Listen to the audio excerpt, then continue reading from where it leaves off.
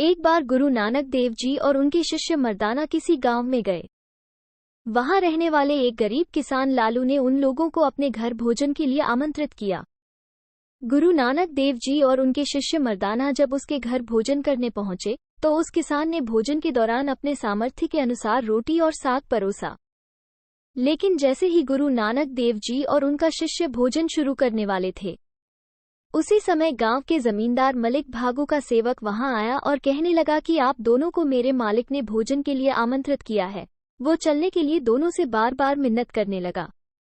ये देखकर गुरु नानक जी लालू की रोटी अपने साथ लेकर मर्दाना के साथ जमींदार के घर चले गए। गुरु नानक जी के पहुंचते ही जमींदार मलिक भागू ने उनका खूब आदर सत्कार किया और भोजन परोसने की शुरुआत की। भोजन के दौरान जमींदार ने दोनों के सामने कई तरह के पकवान परोसे, लेकिन दोनों ने भोजन करने की शुरुआत नहीं की।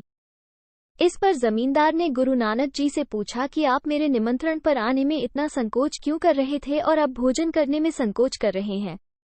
उस गरीब किसान की सूखी रोटी में ऐसा क्या स्वाद है जो मेरे पकवान में नहीं? जमींदार की ये बात सुनकर गुरु नानक देव जी पहले कुछ नहीं बोले। फिर उन्होंने एक हाथ में उस रोटी को उठाया जो वह किसान के घर से लाए थे और दूसरे हाथ में जमींदार की रोटी को उठाया। इसके बाद उन्होंने अपने हाथों में ली हुई दोनों रोटी को दबाया। तभी किसान लालू की रोटी से दूध की धार बहने लगी और जमींदार मलिक भागू की रोटी से रक्त की धार बहने लगी। इसको देखकर गुरु नानक देव जी बोले, लालू किसान के घर की सूखी रोटी में प्रेम और ईमानदारी मिली हुई है, लेकिन तुम्हारी रोटी में अप्रामाणिकता से कमाया हुआ धन और मासूम लोगों का रक्त मिला हुआ है। इस बात का प्रमाण सामने है।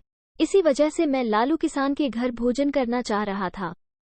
गुरु नानक देव जी की यह बात सुनकर जमींदार उनके पैरों में गिर गया और बुरे कर्म त्याग कर अच्छा इंसान बनने की राह पर चल पड़ा। इस प्रेरक प्रसंग से यह सीख मिलती है कि ईमानदारी से कमाई हुई एक रोटी 1000 तरह के पकवान से भी ज्यादा इज्जतदार, महत्वपूर्ण और स्वादिष्ट होती है। साथ ही यह प्रसंग इस बात के लिए प्रेरित करता है कि इंसान किसी भी पद और प्रतिष्ठा पर क्यों न हो, ईमानदार व्यक्ति को ही समाज में इज्जत मिलती है। इसलिए हमेशा ईमानदार बनकर ही रहना। Please share and subscribe to my channel Jasdeep Singh folded hands.